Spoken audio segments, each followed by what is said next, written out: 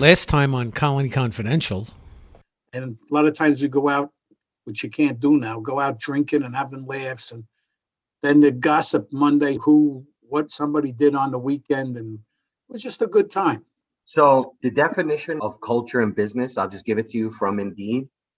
Business culture refers to the set of behavioral and procedural norms that can be observed within a company, which includes its policies, procedures, ethics, values, employee behaviors, and attitudes, goals, and code of conduct. It also makes up the personality of a company and defines the work environment: professional, casual, fast-paced. I'm going to let Audrey in. Oh, let me put my cigar down. Yeah, because that's offensive. Gonna let her in. Mr. and Mrs. America and all the ships at sea. This is Ed Sheehan for Colony Confidential. You're lucky today that we have Audrey Hall with us, and I have some interesting questions for her. Let's see what happens. Yeah, everybody, what's up? It's Joey Buns, the brains. We do have Audrey Hall from EcoServe Pest out of Buffalo, New York. She is second generation, and a fun fact that my very first legislative day was with her dad, and we laughed about it last year right before COVID hit, because her first legislative day was with me. So it's funny how things happen sometimes. But Audrey, welcome, and if you could just give us your background so that I don't mess it up. Yeah. Oh my gosh, it comes full circle, doesn't it? Audrey Hall out of Buffalo, New York. My husband and I own EcoServe Pest Services and residential commercial pest control company. And EcoServe started back in 2000 when my dad was bored on the weekends and started his own separate company from the other company he was running at the time, Buffalo Exterminating, and grew it. And it was a Saturday business all throughout, my high school years. And I'd go with him on the weekends and learn about killing bugs and meeting new people, and fell in love with the people side of things. It is definitely a people business and a relationship business. So what would you say, what is your residential, commercial, do you know, I'm sure the percentages? So we're about 65 residential, 35 commercial, looking to bridge that gap this year, though, with the commercial. So we hired a commercial account manager in August, and she's really been doing a fantastic job getting herself out there, even through these weird times, because it's definitely challenging. You can't necessarily just go into a nursing home these days and ask for the director of facilities. So she's been getting creative, and we're trying to grow that space, and it's been really successful so far. But we got a lot of big goals for 2021. So you're going one direction and I'm going the other. You're going into commercial, and we're about 95% commercial, and we're switching to residential. So we'll have to stay in touch through 2021. I speak to Audrey about business. She was helpful with KPIs. Probably about 2 years ago, she shared her KPIs with me. So you're going to commercial, I'm going to residential. 2021 is going to be fun. No, we'll have to keep tabs on each other. I just remember my daughter and my kids, when they were growing up, there was always pictures or little mice, statues of mice running around. And as my daughter got older, she came over my house, and there was pictures of mice and stuff on a refrigerator. If you grew up in my house, this was just all over the place. I was wondering if you had that same experience. Oh my gosh. Yeah. So growing up, I think probably a lot of people get the same feeling when they grow up and their parents are in the bug business. Both my mom and dad worked at Buffalo Exterminating. My mom, the human resources director, and my dad, the GM over there. And between the both of them, and when you get to like over 50 employees, usually there's some type of people problem every day that you got to talk about. At nighttime at the dinner table, we talk about bugs, we talk about business. And my sister and I at the time were just like, all right, we got to stop talking about this. Can we talk about something else? Looking back at it now, we have a 5-year-old, and I feel for her, because all we talk about is gross places we've been, things that you can't, stories that are pretty unbelievable. And I was like 14 at an associated meeting. I want to say we were in Chicago at the time. And I remember distinctly that night, Matt Nixon took us all out for dinner, the kids, and they went around the room and said, hey, what do you want to be when you get older? Again, I'm like 14 years old. And I'm like, well, anything but this. I don't want to do this. Mark my words, I will not be in this business. I don't want to kill bugs for a living. And they all laughed at me and said, okay. And I'm like, listen, this is not happening. And this past year we joined Associated and I own a bug business. So it's like, never say never. Joey has a somewhat similar story. Yeah, similar. It's similar. My story is very quick. My entire high school career, I told everybody, I don't need to learn this. I'm taking over my father's business. Then I graduated, and then I worked for him for 6 months and decided that I was going to college and F pest control, because scale of 1 to 10 of horrible bosses, he was an 11 or 12. Okay. And look, that's him trying to teach me lessons and stuff like that. So then he sold to Terminex, and I was thrilled for him. And then a year after that, things just came full circle. His friend needed somebody. I helped his friend out, and it was easy. The hardest part about this is really running a business. I don't know about you, Audrey, but when we take on new business, our concerns are not, how bad is this problem? Can we solve it? We know what to do. We know the mechanics and the logistics behind solving it. But our thought processes are more like, what's our risk here? How much of a pain in the ass is the customer going to be? And what are their, and when I say that, it's really, what are their thresholds for pests? And What do they expect?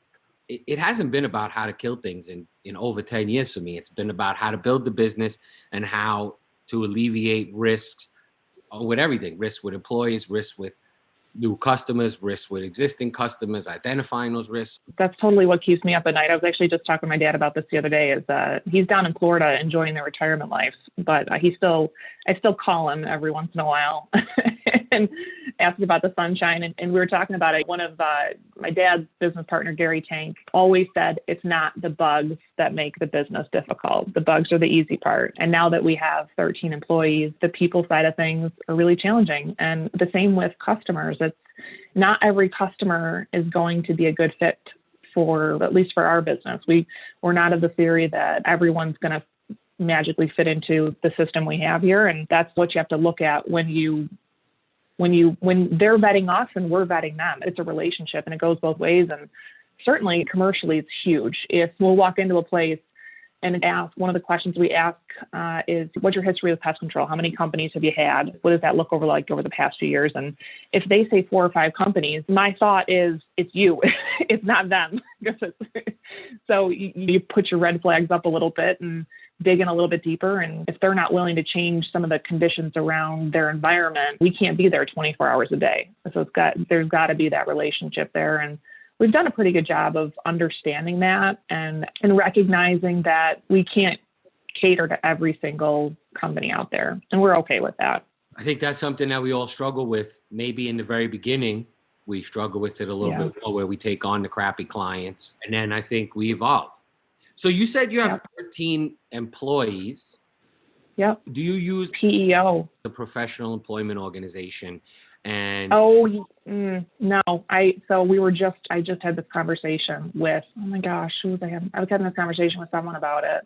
Yeah, we actually have a series on the podcast with them. For us, when we first switched to the PEO, it was over a $30,000 savings combined. That's crazy. Yeah. It's insane. When you look at a $30,000 savings, you're like, dude, I got to try this. There's a whole bunch of stuff that they do. They give you a safety person that will do safety training for your company. They'll do some OSHA stuff. They'll set it up. In New York City, there's a bunch of trainings that are mandated annually. They manage it, and they'll do a webinar for us now with COVID, or in the past, they would come out physically and do those trainings in either our office or in a place nearby. But it was great for us. And as you grow, you can only grow more with them. So when you're ready to do it, I could give you who we use now. I think it's a good idea to connect on it and at least get some information. Yeah, definitely. Ed, what are you smoking over there, my friend? What is that? It's not even lunchtime. This cigar will last me till 4 o'clock this afternoon. Impressive. I don't smoke it all at once, but it keeps my nerves calm. That's very nice. We got into it last year, and it is relaxing. You're right. No, I find that whenever I've been traveling around, and especially when you go on a cruise, they put you up on a deck, out in the air like a dog. They put you out for the day or to smoke, and you meet the most interesting people there. And I've made some good friends smoking cigars, or they're smoking cigarettes or pipes or whatever. But I got in with the cigar community, and it upgraded my taste for different types of cigars. So you'd be working on a bit or something, and you ever get like brain freeze? Oh God, nothing's computing. Uh-huh. Yeah. So I drink like a half a glass of Crown Royal or Jameson's or something, and I had this Okay. big, I don't know, 100-gallon fish tank in the wall. I'd watch the fish, have the drink, smoke a cigar, and my brain would unfreeze, and I'd go back to work. So That's some good advice right there. That's old school. That's stuff you don't learn these days. if you have an office and you have a couch in the office, I did some great 20-minute power naps on that couch that I had.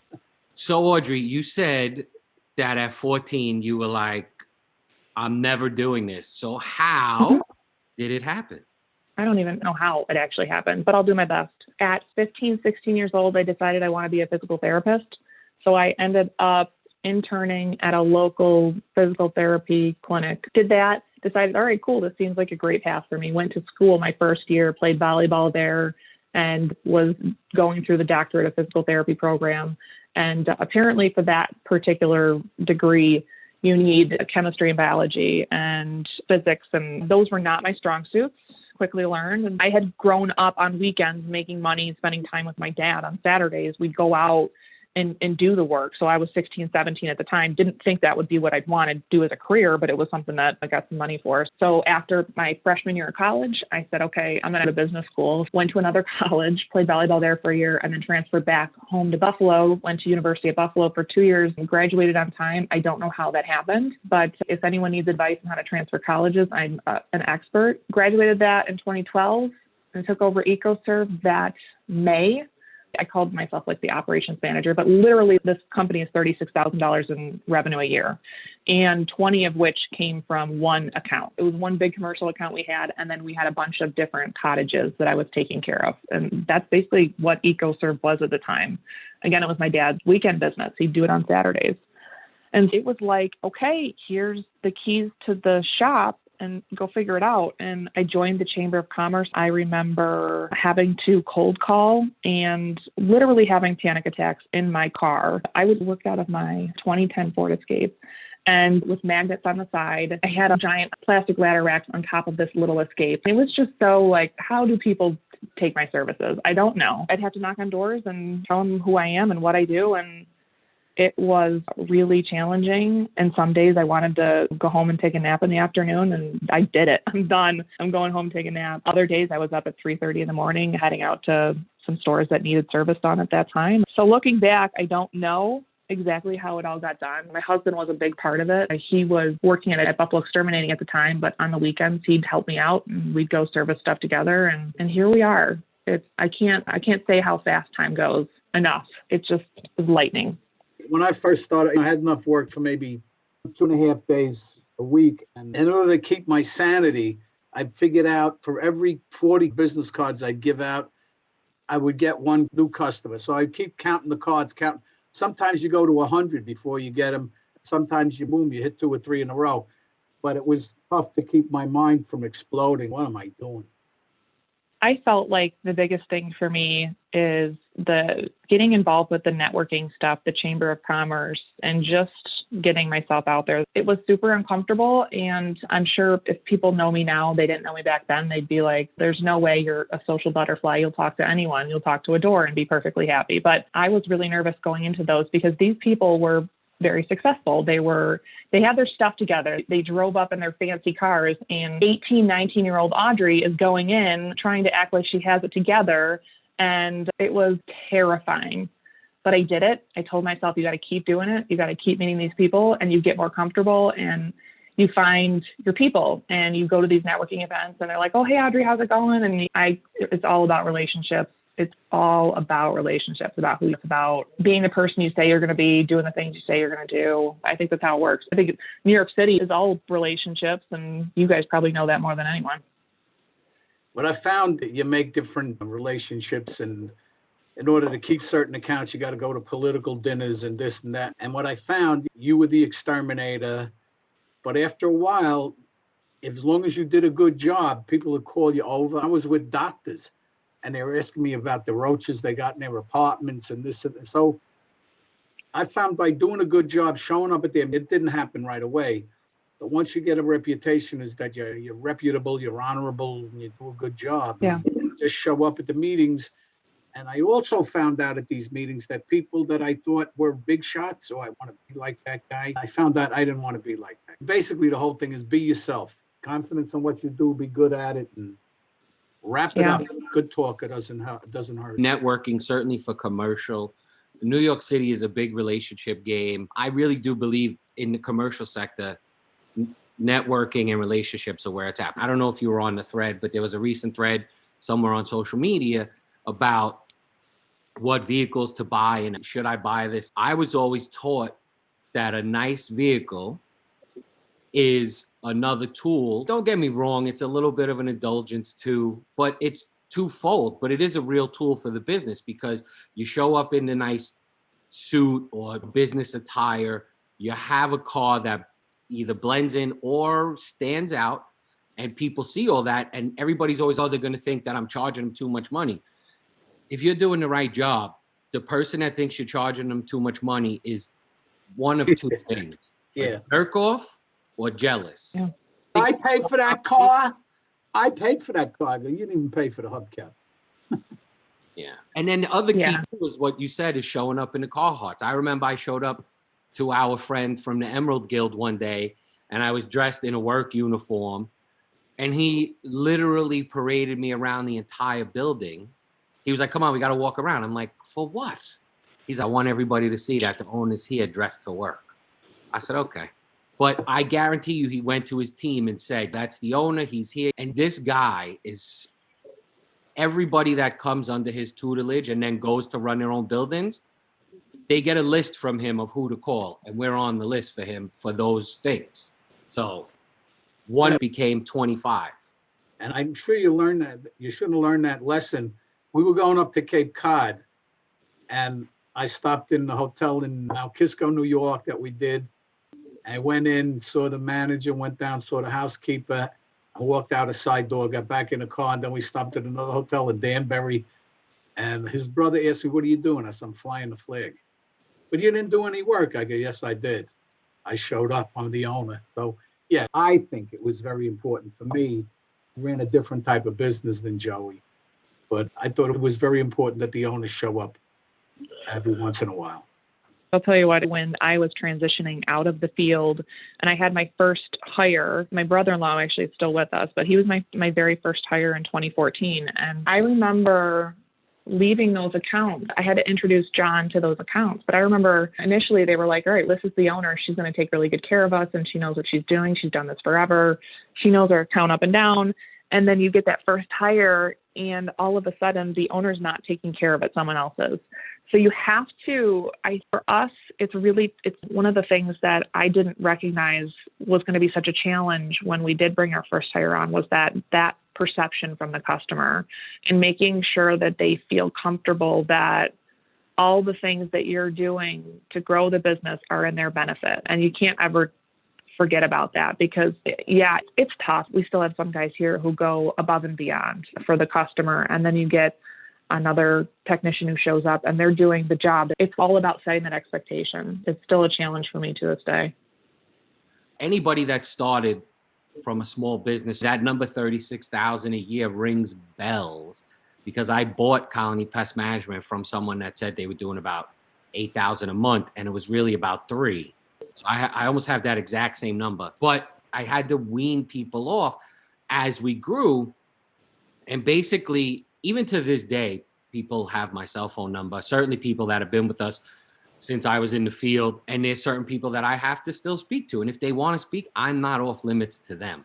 But they've understood that we built a culture, we built a business, we built a level of quality control specialist, service manager, director of operations, customer service manager, and me. Everybody has their own thing and it's defined, but still we just had an instance with a new huge account, could potentially be worth high 6 figures for us. And they gave us a shot on their premier property. And the director of operations was handling it. And then one of the owners of this $1 billion organization had an issue at their house. So who handles that? I got the phone call and said, we trust your team. We're not concerned about how they're going to handle it, but this guy, you need to handle this because you're the owner. Done. And it's one of those things, like you set everything up. We have policy and procedures and processes for everything. And then we break them. The rules could be broken. Yep. But the key to explaining that whole thing to the team is we break them for customer service reasons. I'd like to interrupt here. We don't break, we adjust them. Either way, for customer service specialists, it is very trying for them when they do their job and they do it according to how they were trained, the policy, the procedures, they follow the process to the T, and the customer says, I want to speak with your manager. And then the manager makes the change. And the key to that is to talk to your CSS about it and let them know you did everything right. You did the right job. It's okay. This happens from time to time. Yeah. Well, and how obnoxious is it too, is if we're the customer of someone and you can only go so far with a customer service person and they have limitations depending on where it is. Corporations, there is limitations to what they're capable of doing. And then you ask for a manager and they're like, we can't send you over to a manager. How to set off a customer, that is one of the ways how to do it.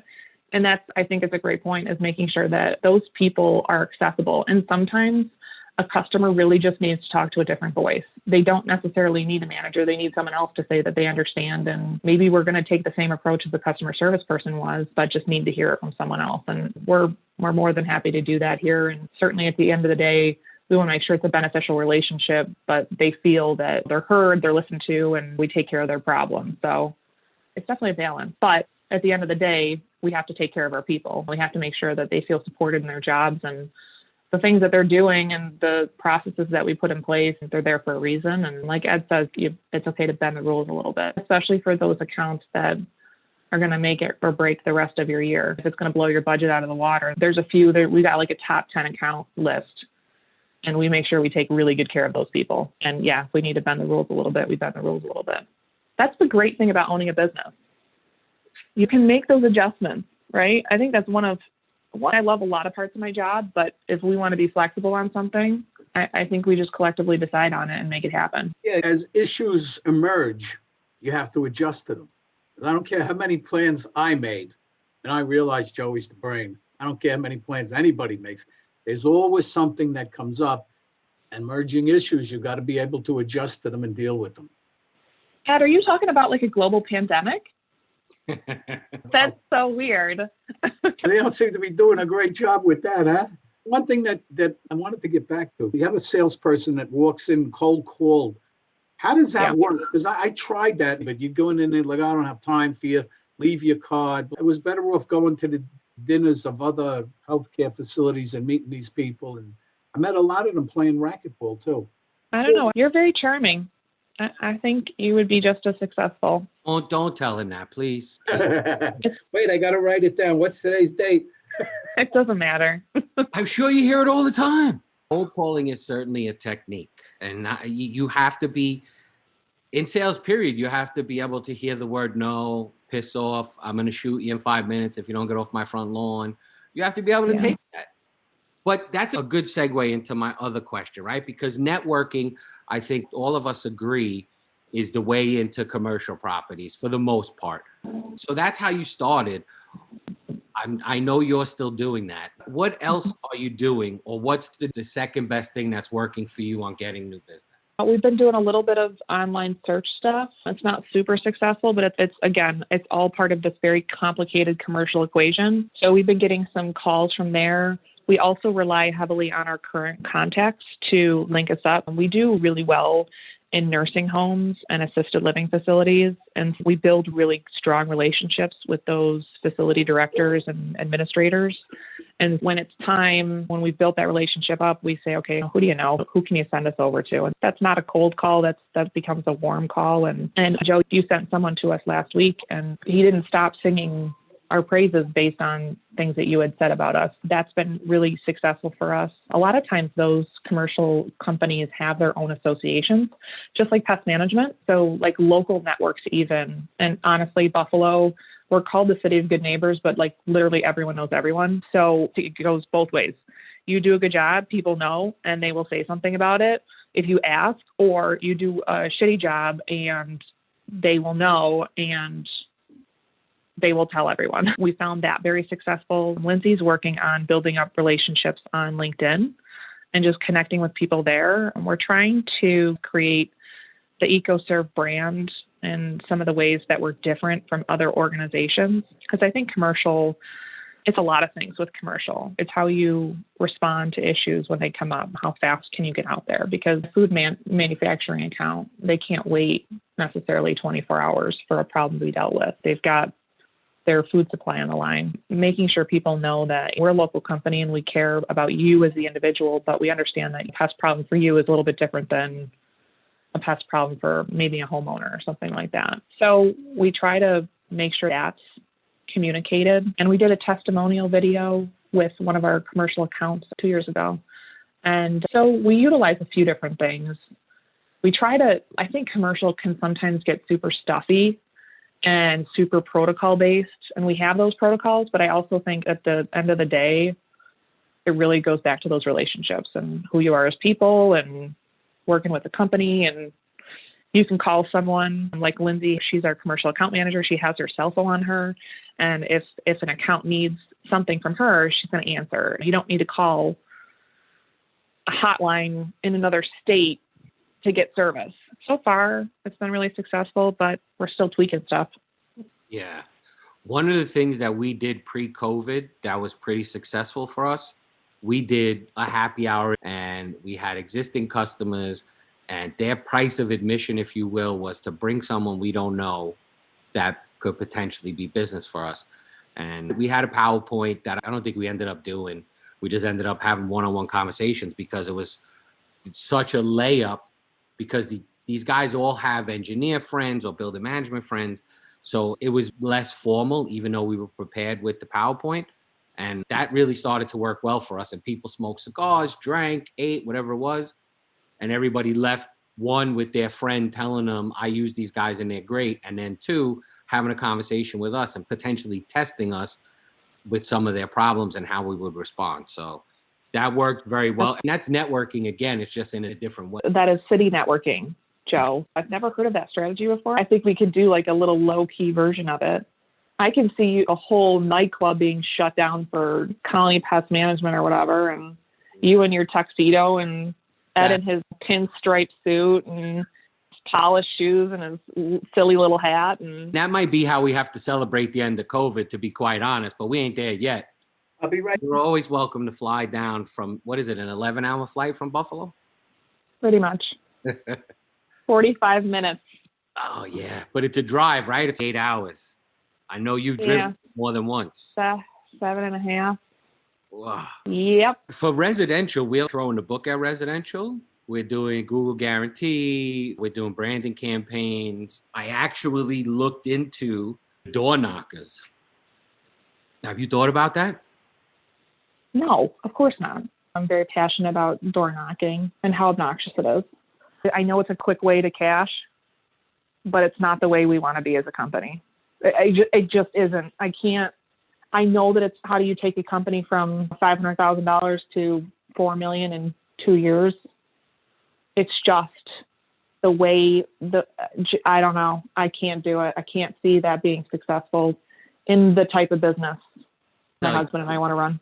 I was against it too, but the formula that was presented to me, the control is on your end.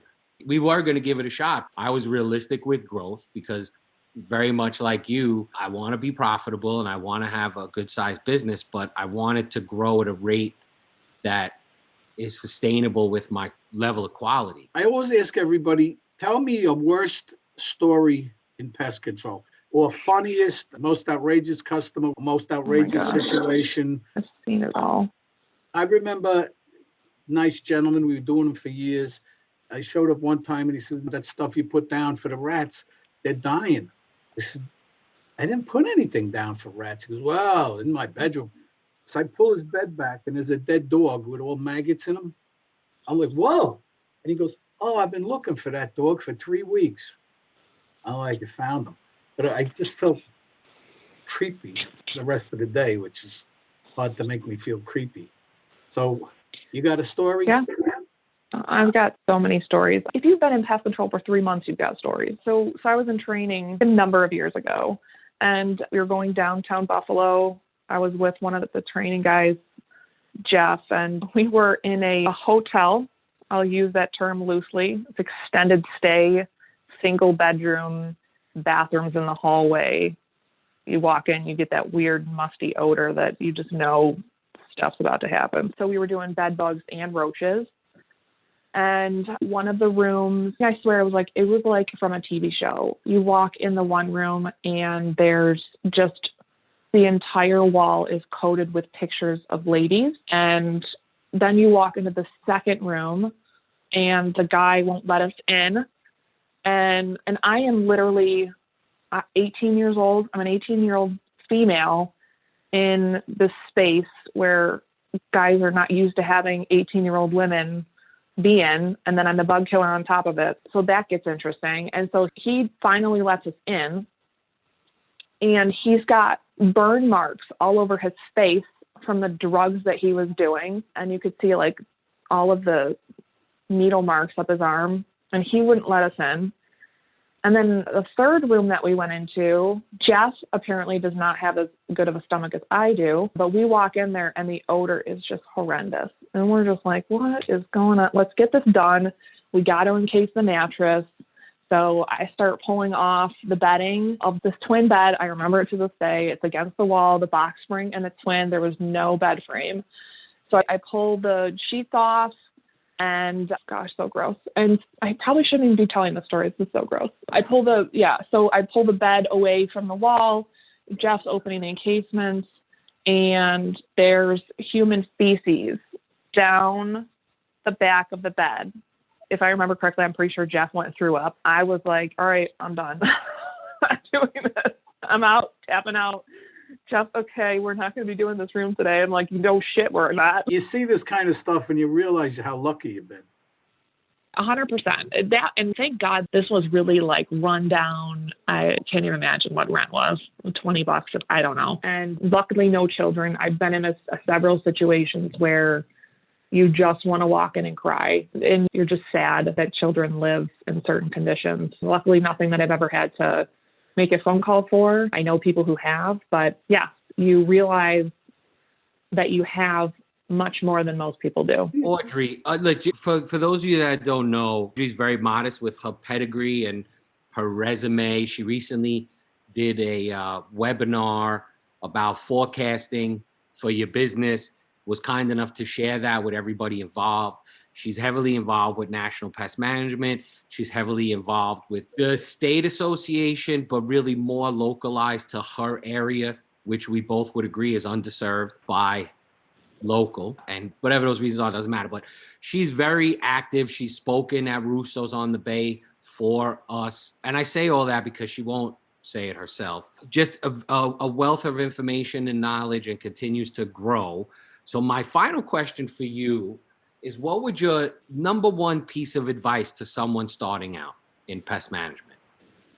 I love this question, Joe, because I am so freaking passionate about small business. I have always been a big believer of surrounding yourself with people who are a lot smarter than you are, and just being able to take it and knowing that not everyone's advice is going to work for you. So having the confidence to take it and tweak it and make it work, but find yourself a mentor. As a small business, I would not be here without the support of so many different people. I went through, in 2015, it was just me and my technician, John, and I spent the time to go through the University of Buffalo, their Center for Entrepreneurial Leadership, which I'm still really involved with, and I'm very super passionate about it. Went through their Minority and Women Emerging Entrepreneurs program. And it was something that was like $800. And I can't tell you, I went back and forth so many times over $800 for this course because I did not have that money. It was one of those things where we were like doing $110,000 a year. And it would take me away from selling the services and taking the phone calls. And it was only like a couple hours every couple weeks, but I took the time. I went through it. I got a mentor out of the program. She's a lifelong friend of mine. she got my books in order back then. She's like, where's your profit and loss statement? And I'm like, let's start with what a profit and loss statement is. And I think a lot of times just being vulnerable to that stuff as a small business when you're starting out by yourself and being willing to ask questions and know that you don't know everything. And there's a lot of other people out there that'll get you there a lot quicker than you just guessing. I see a lot of it online. I hear a lot of horror stories of single operators going out from being under the corporate structure and they have no idea how to run a business. The bug killing stuff, like we talked about, is the super easy part, but being able to run a business and manage it and then grow it, because the way I see it, you can't be an exterminator. You want to be an exterminator, you still want to be out there running a route all day just by yourself and that's it. No. Yeah, you can't. And that, some people want that and that's great, but just getting a mentor to help you understand how to run a business, how to grow a business, how to understand numbers. You're very lucky if Everything. you run across one. I had a couple of them and they didn't know anything about bugs, just that I was their exterminator, and whatever they saw in me, they started giving me a lot of fantastic advice. And they walked me in. I remember one, the guy told me, I got a friend who's running a nursing home. Let's go visit him. I walked in, talked to the guy for a while. He says, how soon can you start? I said, I don't know. What's your problem? He didn't tell me. We're just talking in general. He says, we don't have a problem. I said, oh, do you have to give the other guy a month's notice? Yes, I could start in a month. I walked out. I said, I don't understand. He goes, you're going to lose a couple of accounts like that too. So now you gained one. It's who you like. Oh yeah, okay. And you know what? Turned out to be true. And I think the last thing that I'll say, Joe, is just staying humble in, who you are and stay true to what's important to you. Don't try to get too cutesy with it. At the end of the day, you sell a great service, you perform that great service and move on to the next and treat people well. And the one thing that I will say is the National Pest Management Association and getting involved with your state is huge. For what it is, I think it's a couple $100 for the membership a year. If you get involved and you you can get a mentor through that program and you can get specific with what you're looking for in a mentor, that is a game changer. I mean, that $200 to me, looking back at it now, it's like you can make that up tenfold by literally a sentence someone tells you from that organization. It's that opportunity cost. I can't say enough about it. We agree. And I think it's very interesting what you said about profit and loss and not being able to read it, because I had a very similar experience and we both have parents who ran rather large businesses.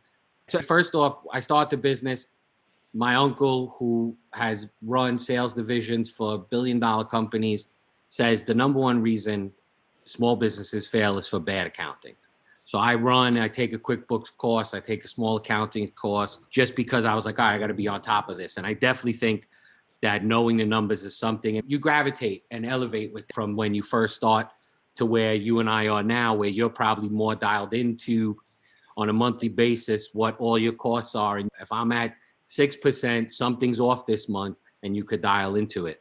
But I think that's very true. And the mentor piece, I would just take that a step further and make sure that you're doing stuff in pest control and then just in the business world where people don't know anything about pest control. That's a big key. Maybe the first mentor, pest control, and then the next one, just somebody who's successful, more successful than you currently are in their business. Yeah, I totally agree. It's so true. My dad created budgets every year at the end, they were a $9-10 million company. And it's stuff that when you're growing up, you're in the weeds, you're learning how to kill bugs and you're learning how to build relationships with customers. You don't necessarily see the back end of things. And I think that's where a lot of those one-man shows get really stuck, is they don't see the stuff behind the curtains, and it will really catch up to you fast. I look at people buying $50,000, $60,000 trucks that you were talking about. You roll up in a really expensive vehicle that you can't really afford because you're not there yet. I think those are all things that you need to take into account. And I to some degree say, be cautious with how you spend your money, because especially up in the Northeast, we have seasons and money runs dry super quickly in the wintertime. You may be rolling in dough and thinking you're ready to buy some gold chains in the summer, but it runs out so fast. And I've made that mistake so many times, but you got to have a game plan. When the time comes, you'll know it. you'll know when to get your car. 20 years. I knew I'm getting a good car, a really good car. It's about being smart with your money. And Audrey's presentation the other day about forecasting and budgeting and stuff is key. Certainly for us here in New York City, there's not too much seasonality anymore for our business model commercially. And commercially, there's usually not a seasonality issue except for all the emergencies in the summer of typical summer pests, stinging insects, etc. But you just got to run your numbers. If you're strictly residential and you're getting that money up front every time you sell a yearly account, then you need to track your money. Or if you're doing the subscription based where you're doing it monthly, then you can budget accordingly and get through the winter months. But it is about knowing your numbers and staying on top of them and knowing that what today can very well change tomorrow. And you need to be able to be fluid, certainly when it comes to understanding your numbers. Why? We bulk up in December, and then we have January, February, March, where our materials are low. We know this. So we don't really, when our gross profit in December is super off, we know how to calculate it because we know what's going to happen in January, February, March. Yep. I never thought I would be at this point because it wasn't done and it was never taught to me. So this is all new stuff to me. Listen, I was a street hustler that got smart, but my business was not as corporate as Joey was running it altogether different way. Fortunately, it was successful. I think, but I'm not sure, some of the stuff I did might be questionable today. Be that as it may, I did the best I could. It's all, That's right. Everything that's questionable is alleged anyway. Oh, yeah, it's alleged. Anyway, I think what I did gave Joey a part of a foundation for where he's going. 110%. You can't beat that foundation of the work ethic and all the other tools that I utilize every day. Yeah. It's just things are very different. There are things that are taking place now that weren't even thought of in 1998. I was very advanced for my time. You were. I had fax machines. That's a big deal. And wait, I don't Palm Pilot. I don't even have a fax machine. I've got to say, it's just so different. I used to go in and I do like a QA on a hospital or something, and I had this Palm Pilot. When I first started, you went into a place and you just spray everything. Throw the poison around. Oh, your dog died? Oh, sorry about that. Anyway, it was like night and day. There was no records. You went to school for 30 hours. You went down to New York City Board of Health, you paid $10. They gave you a card. You're an exterminator for life. Never had to go to school again. Never had to pay anything but the $10. Then they started with the EPA, but it was wide open. Wide open. Yeah. Hey, Joe, it's not $10 anymore, is it? No. No, it's the most expensive professional license upstate. Yeah. Every time I write that check, it drives me crazy. At the end of the day, though, Audrey, we were spoiled for a very long time where it was $25 and $15 each additional category. I wasn't around when that happened. I was. Oh, that was like, how did we just have a 10,000% increase or whatever it was? But when you really think about it and look at it, for 3 years, you are paying $450 for one certification over the course of 3 years. That's $150 a year. It's nonsense. And if you pay your people, and we in New York have no choice, our minimum wage is $15. So if we want to compete with Burger King and Wendy's, that's what we'll pay. But it just makes sense. It's not really that expensive is what I'm getting at. And then the business registration is what, $950 every 3 years? And Yeah. as a small business, it adds up. As someone who's a little bit more established and can eat the cost a little bit, it's not so big of a deal. You just got to get there. The argument is still a very good argument by the association. We're not doctors, we're not lawyers, we're not considered on the same level as these people, but yet our fees are more expensive. So shouldn't we? Yeah, we should, but we don't have enough money to hire these, whatever you want to call them, to go bribe these. Oh, excuse me, to send money to these people's political action committee. Ed, we call those lobbyists. They're very... I always escape that. Yes, you're right. Thank you. They're experts and professionals. And no, I'm just kidding. They do quite a bit for us, and there's a lot of times we need their support. And yes, as chaotic as that whole side of the world is, it's necessary, and certainly something that a lot of the small percentage of our industry pays for and everyone reaps the benefits of, right? The bottom line is we're business people. And whatever you do, we'll figure a way to get around it or make it work.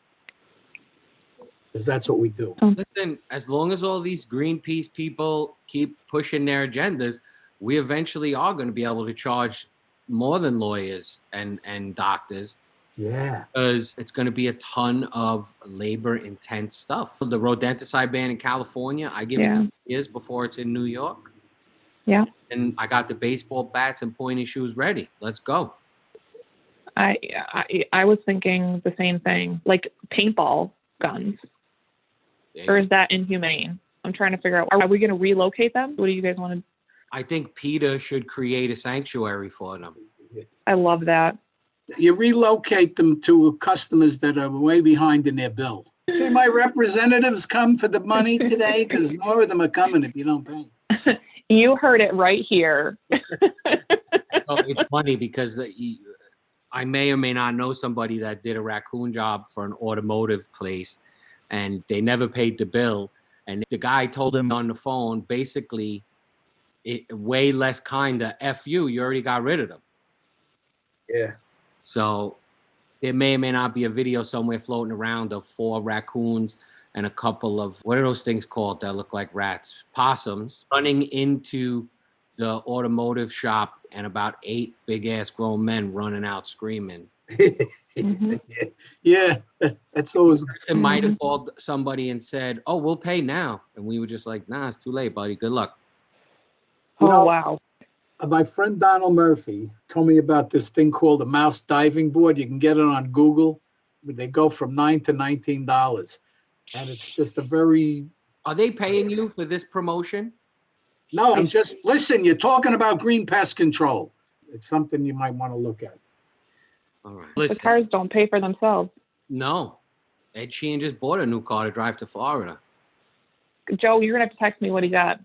I had to talk him out of buying a Honda Accord. No, we Oh, didn't. geez. No, we didn't. I had an Audi A8, but the trunk was too small and it was more for a chauffeur. It's a good car to drive around and people notice you. It wasn't the car I wanted to travel around with. So I got a Lexus, and I've had Lexuses. That was my first really good car in 1991. Anyway, good car. What color did you get? I always go with light gray. You want to know why? Because if it gets dirty, you just wait for it to rain. Yeah, I hear you. It's an easy car to clean. I mean, I've had them black, I've had them white. A pain in the butt keeping them clean.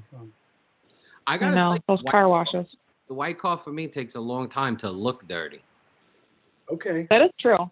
It's surprising, but the white is a lot easier to clean than like a black car. Yeah, it's crazy how that's true. However, if you were to get in his vehicle, there's a good chance that you're wiping residue from the cigar smoke off the windows. Cigars in his car? Smoking cigars in his car with the windows down. You ever see Donnie Brasco where Lefty smoking cigarettes, Donnie rolls the window down and he goes, "Donnie, I'm catching a draft over here." That's my father with his cigar. Wow. He used to want to always drive his car, but I would show up to business meetings smelling like a dirty ashtray.